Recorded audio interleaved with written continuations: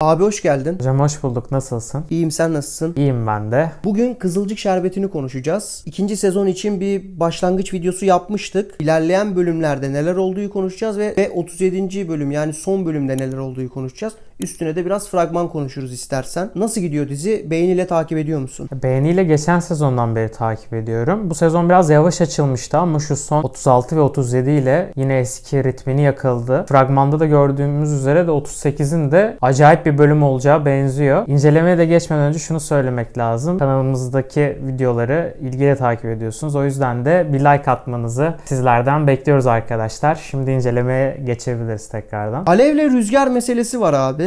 Ve bu mesele yavaş yavaş artık evlenelime doğru gitmeye başladı. Kada Abdullah, Alev ve Pembe olayları da dönüyor. Nilay bunu fark etmiş durumda. Orası bir karışık. Orası bir karışık. Nilay'ın zaten her şeyi sezmesi çok acayip. Yani Alev'den her zaman şüphelendi. Şunu da söylemek lazım. Rüzgar'la Alev arasında değişik bir toksik ilişki var. Eski sevgili oldukları için farklı ilerliyor hikayede onlar açısından. Gelecek bölümde nişanlandıklarını göreceğiz ve kurdeleyi kesen kişinin de Abdullah Bey olacak olması böyle bir üzüntüye sokuyor. Hani sevdiğin kadının bazen de gidip belki bir gün kurdelesini kesersin. Hayat böyledir işte. Onun harici Kıvılcım'la da Ömer arasında da bu bölüm şunu gördük. Ada ben ayrılmak istiyorum tarzı. Kıvılcım ben ayrılmak istiyorum, başka bir kadına aşık oldum falan dedi. Kıvılcım'ın o şokunu gördük. O da diğer 38. bölümde farklı bir şekilde alevlenecek ve karşımıza çıkacak bir çatışma olarak görünüyor. Kıvılcım ve Ömer mevzusunda tabii ki Ömer'in hastalığı ilişkiyi baltalamış durumda. Ömer'in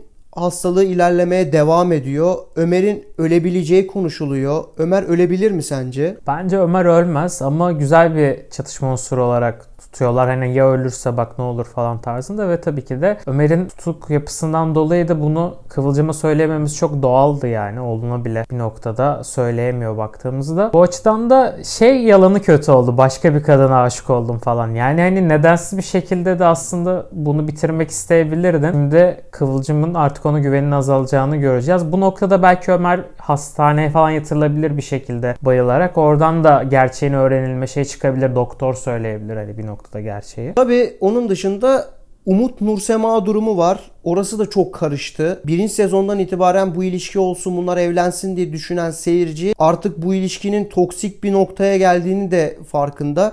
Fakat Umut'la Nursema ilişkisi seyirci tarafından her zaman sevilen bir ilişki. Fakat yan unsurlar, özellikle akraba unsurları bu ilişkiyi belki de uzun vadede koparacak gibi duruyor. Umut'un arkadaşı geldi bu bölüm eve. Nursema'nın annesi gördü bu kızı. Ve dedi ki yani çıplak falan geziyor dedi evde. Yarı çıplak geziyor dedi. Ne işi var yani hani evde falan. Kız da bunu duyunca alınıp gitti. Nursema biraz arada kaldı. Yani sadece aileler bazında değil, arkadaş çevreleri de çok farklı olduğu için bu tür çatışmalar yaşanabiliyor. Her bölüm böyle bir. İkisinde çok farklı gelenekteki ailelerden geldiklerinden dolayı büyük bir çatışma çıkıyor aralarında. Bu bölümde hatta Nursema'nın emlakçıda sekreterlik yaptığını söyledi Umut'ta masada. Birbirlerine de artık sallamaya başladılar. Çok uzun soluklu gidebilecek mi bu ilişki bilmiyoruz ama inişli çıkışlı olması diziye dinamiklik katıyor ve komiklik unsurunu da bu noktada veriyor. Çünkü aslında asıl laikle muhafazakar çatışmasını bu iki karakter üzerinden ilerletmeye çalışıyorlar. Bence hani ayrılacakmış gibi olup ayrılmamaları da diri tutuyor. Galiba bu dizinin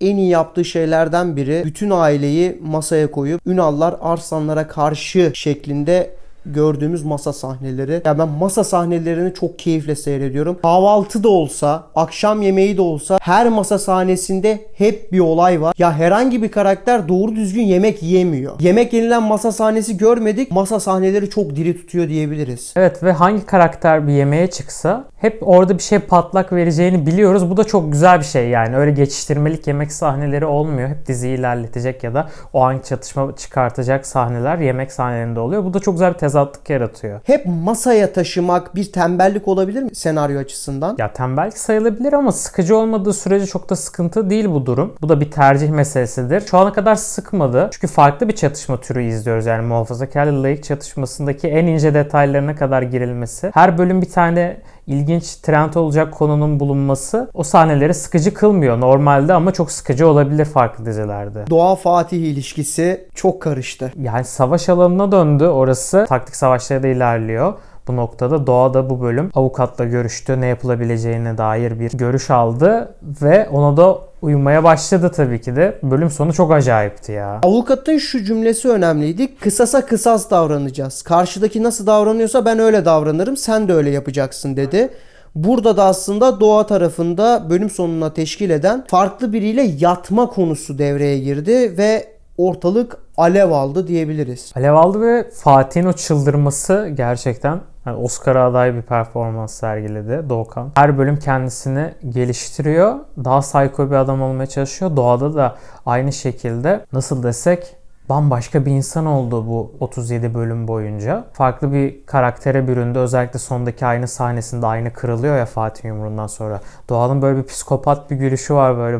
Çok iyi yani nasıl dönüştü bu kız buradan buralara. Aynanın kırıkları da karakterinin nasıl bölündüğünü aslında bize gösteriyor. Yani evde farklı bir Doğa seyrediyoruz. Çocuğuna karşı farklı bir Doğa, Fatih'e karşı farklı Doğa, ailesine karşı farklı Doğa. Yani resmen bunu sembolik anlatım olarak gördük kadrajda. Evet yani çoğu diziye göre farklı bir ayna kullanım tercihi vardı. Daha sinematik bir anlatısı vardı bu sondaki kısmın. Fatih'in de yani bir an Doğa'ya ben vuracağını falan zannettim. Öyle bir yumruğunu falan şey yaptı. Allah'tan bu dizide böyle şeyler olmuyor. Yani Fatih'in gelecek bölüm peki neyse sen de bir kere aldattın ben de aldattım. Bunları geride bırakalım benimle tekrar evlenir misin tarzında bir eğilerek yüzük uzatması. Ya beni şok etti. Bu kadar arsız namussuz bir insan olmaz yani. Hani gerçekten inanılmaz bir karakter ya. Sürekli bir kuyu kazmalı planlar olacak gibi geliyor önümüzdeki bölümlerde. Bu bölüm yani şimdi şöyle düşünelim. Bir ayrılma sürecine giden bir çift olacak. Bir nişanlanan bir çift olacak. Bir de tekrardan evlenme sürecine